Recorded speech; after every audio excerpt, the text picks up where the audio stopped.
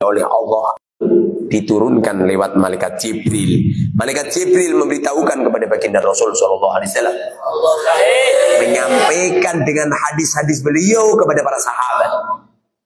Para sahabat mengumpulkan dawuh-dawuhnya Rasul, kemudian dawuh-dawuhnya Rasul ditakwil oleh para ulama sampai punya cabang di mana-mana. Memprofesionalkan pengajaran ilmu kepada murid-muridnya, nyampe lahir pakar-pakar hebat, ulama-ulama hebat menyebar di Nusantara.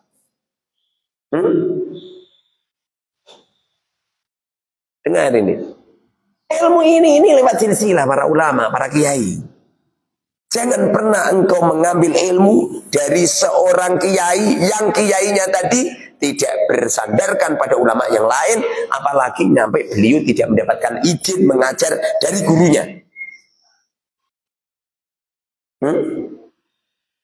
Dulu di waktu saya nikah, dulu di waktu saya belum nikah, saya dipanggil sama Romo Yai. Saya dulu rumah saya ini ada rumah itu. Tapi tempat saya di musola yang 2 lantai itu.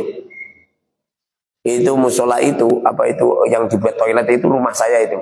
Kalau yang 2 lantai itu musola asli dari dulu dia ada. Tapi yang toilet itu rumah saya itu terbuat dari bambu dulu. Ada 2 orang. Kak, saya masih ingat itu. Yang satu namanya Pak Fatoni, yang satu namanya Pak Makhrus. Kedua-duanya punya pondok. Pak Makhrus punya pondok di Selo, Purwodadi. Yang Pak Fatoni punya majelis. Tadinya mendapatkan putri seorang kiai, tapi terus pegatan, terus nikah lagi.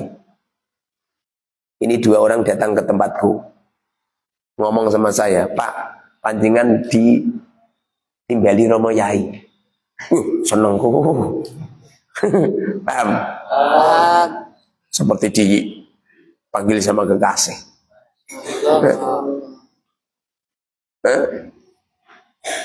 Santri disebut namanya oleh guru, fadlun minallah. Pemenang tak jewer, ulah alamat kamu ngalim ya. Ada santri tak takziri ngalim dia. Kalau saya sudah nggak seneng sama kamu, tak usir kamu. Sudah nggak mau nazir lagi, sudah nggak mau jotos lagi. Kalau selama masih mukul, masih jewer itu alamat. Saya dipanggil sama beliau, saya langsung berangkat ke sana. Sampai di sana salam. Setelah salam, ketemu sama Romo Yai. Romo Yai manggil saya masuk ke rumahnya. Tadinya di ruang tamu, tapi saya suruh masuk ke dalam. Dijak makan, bang. Walah, seneng dijak makan bareng sama Kiai. Saya masih pengen ngejak bareng, manggil santri, ngejak makan bareng sekali-kali. Tapi rencana nanti. Kalau alah ngenteni sugih, kapan sugih? Kirim bendino. Saya tuh pengen makan, saya istri manggil saputri makan bareng sejumlah kursi. Nanti duhur gitu lagi, manggil lagi, ganti orang. Asar makan lagi, malam makan lagi, makan yang papat. Saya itu makan bareng sama Romo Yai, ulah seneng makan. Setiap selesai Romo Yai bilang, ayo tanduk. Tanduknya ngeleh.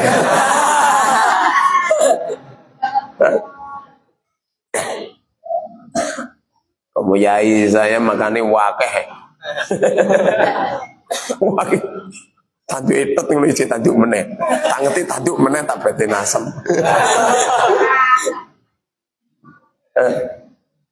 Lalu Romo Yai bilang gini sama saya, Ron, nikah ya? Ron, bilangnya gimana? Saya lupa ya. Pokoknya pembicaraannya banyak.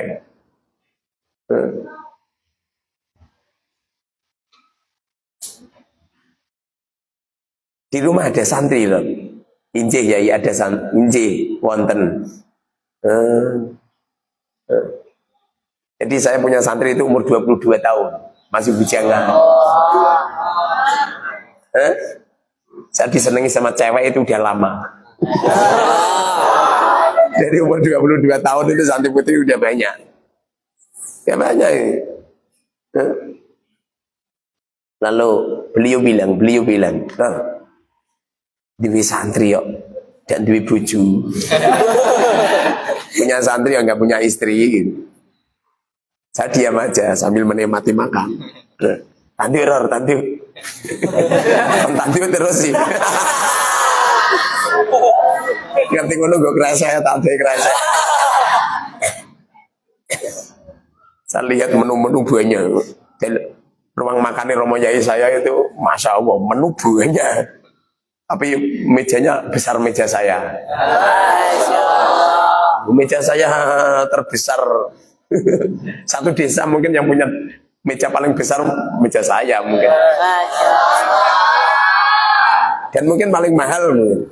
Duh, zaman dulu saya beli 22 juta itu. Setelah itu Yai bilang, Dor, ana wong iki barang ya.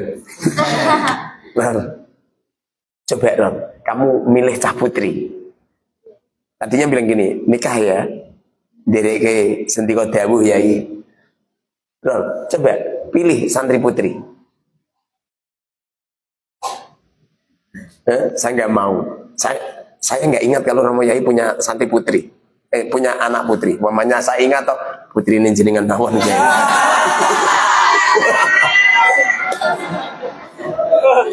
Tapi nanti kalau kamu saya tawarin, ojo ngomong muni putri ini jenengan.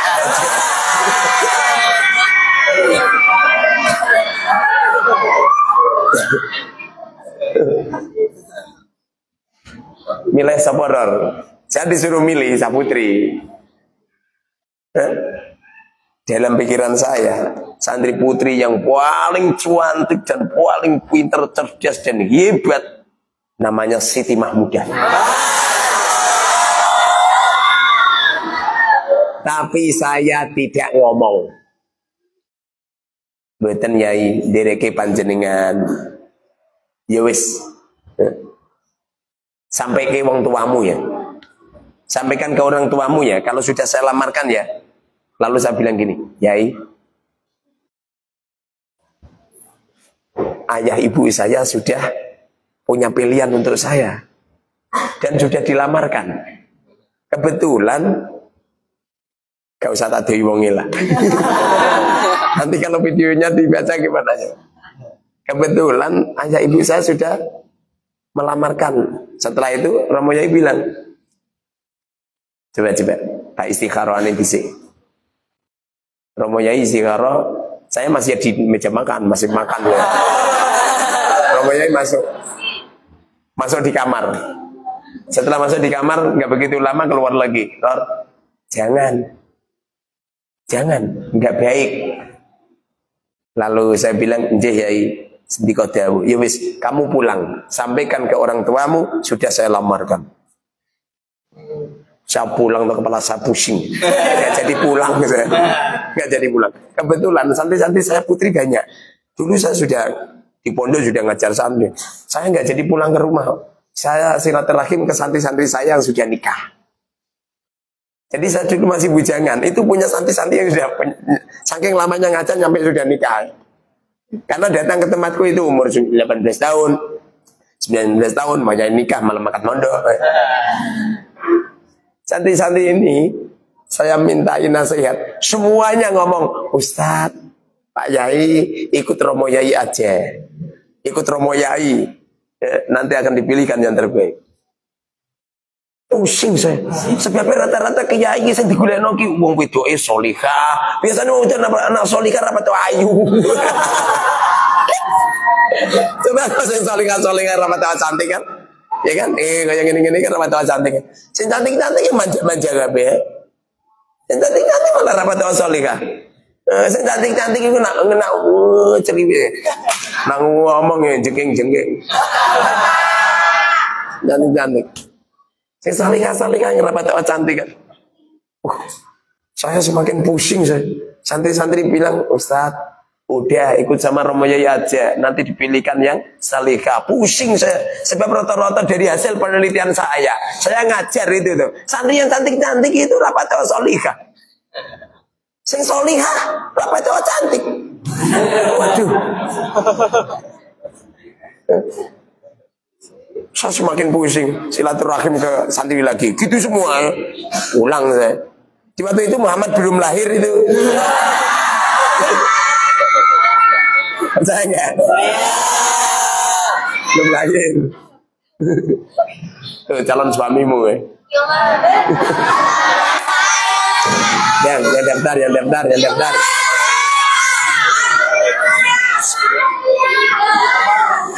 Yang nikah dengan Muhammad, anak saya mas kawinnya 2 miliar.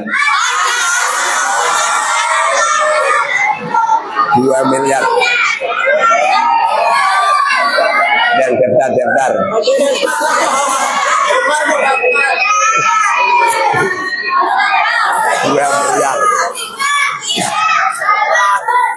Iya. Daftar lewat WA, aja ngomong. Lewat WA.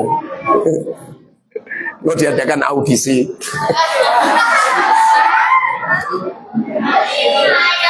Setelah itu saya pulang, tak sampaikan ke ayah. Marah ayah saya. Kamu itu gimana tuh? Kamu udah lihat orangnya?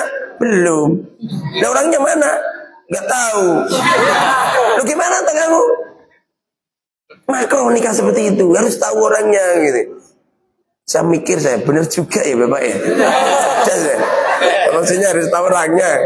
Iya. Lawang melamar sama seorang perempuan yang pakai cadar, nggak kelihatan wajahnya, itu saja makro.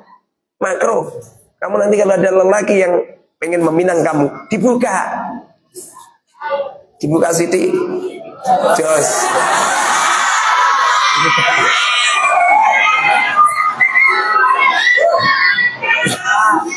Neng, paham neng? Mati lama dibuka ya. Wih, buka, wih, cadaran. Masih cadaran terus. Cadarnya dibuka, calon suami ini melayu.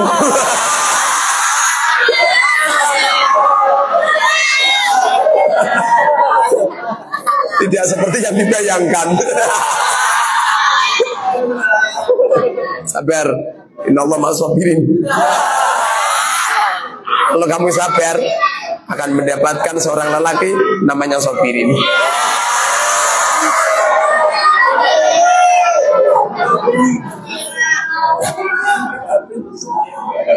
Setelah itu tuh, bapak saya pengen lihat. Iya kalau cocok, kalau nggak cocok nggak usah diangkat itu. Mungkin gara-gara bapak ini masih ada bahasa nggak cocok. Nyampe di Porodadi itu ada operasi polisi, operasi gabungan. Padahal motor nyileh, helm nyileh, ranti sim sih san. Ranti sim. Prit. Mas, berhenti. Wah. Duh. Saya ini orang cerdas.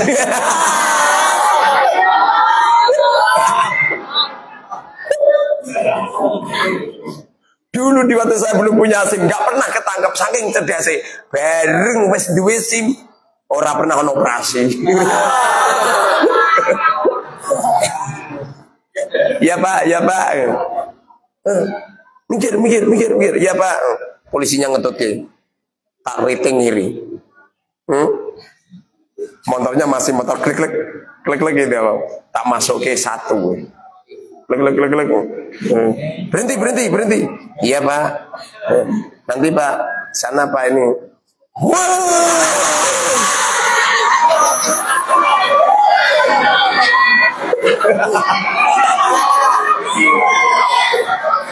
Siap. Benter gue nak konangan polisi ini nak nonton. Polisi ini nonton. Gue udah ini ngalmu barok.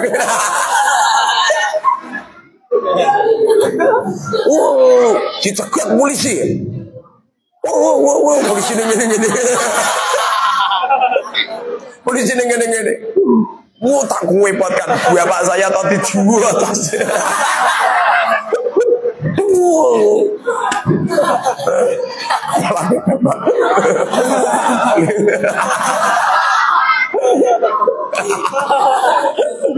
Saya tetap tak kuat itu bapak saya cekelan saya buat. Makanya kalau dinasihatin kiai rasa dibahas samina wa ta'na.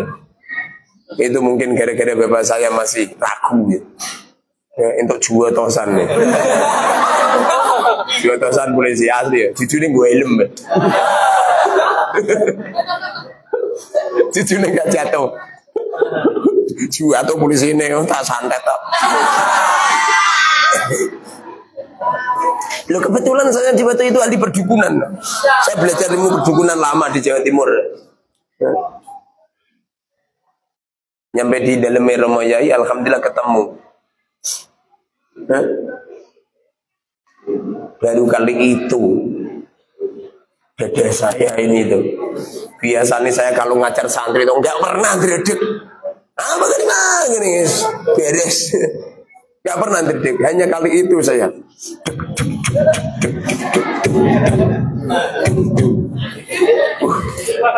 Saya tenangkan nggak bisa tenang. Romo Yai dawuh, oh iya, nanti biar keluar. Setiap kali kordinnya ubah-ubah atau denyut jantung saya, masya Allah, ubah-ubah. Tak perhati mentu, akhir mentu Romo Yai meneh, akhir mentu Romo Yai meneh. Paham? Enggak begitu lama. Saya lihat dari balik korden, saya lihat dari bawah, kelihatannya ada kaki, pertanda kakinya seorang perempuan. Keluar dari korden, masya Allah.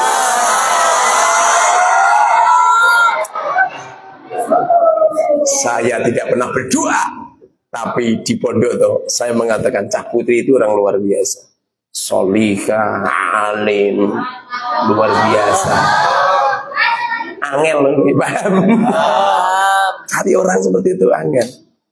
Waduh karo kowe duwe anak jenenge Muhammad angel. Duwe anak jenenge Ahmad angel. Duwe anak jenenge Sayyidatina Aisyah angel. Duwe anak nama-namanya Duriyah Rasul semua angel. Namamu siapa? Delia. Hari Riau, namanya Hari Riau.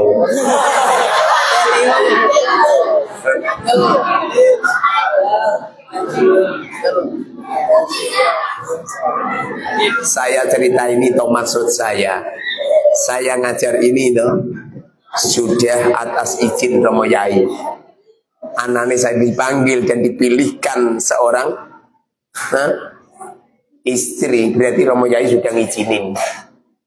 Artinya apabila kamu mengambil ilmu, jangan pernah mengambil ilmu seorang kiai yang ilmunya tidak jelas. Seorang kiai yang ilmunya tanpa bersumber dari Al-Quran, dari hadis, dari fatwa-fatwa ulama. Bagaimana jikalau kita mencari ulama, mencari seorang guru, mencari seorang mursyid? Sulit. Rata-rata ulamanya adalah ulama su, ulamanya ulama jelek, ulamanya ulama yang keningnya penuh dengan harta benda, ulamanya yang hanya menumpuk-numpuk harta kekayaan yang didapatkannya. Bagaimana jikalau sudah seperti ini? Caranya adalah letakkan 5 perkara. Apabila kita mencari guru, mencari mursyid sulit, tidak kita temukan, maka lakukan 5 perkara. 1. Letakkan cinta kita kepada Allah Subhanahu wa Ta'ala totalitas. Jangan pernah ada cinta selain Allah. Senang kita ini hanya kepada Allah, jangan kepada yang lain. Apabila engkau cintanya kepada Allah yang totalitas, maka Allah akan mentarbiyakanmu. Nomor satu. Nomor dua, meletakkan cinta kita kepada baginda Rasul dengan cara mengikuti sunnah-sunnahnya. Yang pernah dilakukan oleh baginda Rasul, yang pernah diucapkan baginda Rasul, ikuti. Ikuti. Jangan ngarang-ngarang sendiri. Jangan menggunakan akal sendiri. Jangan pernah nuruti nafsu sendiri. Yang pertama adalah hubbullah. Nomor dua adalah hubbur Rasul. Nomor tiga adalah memperbaiki iktikad, memperbaiki keyakinan totalitas kepada Allah.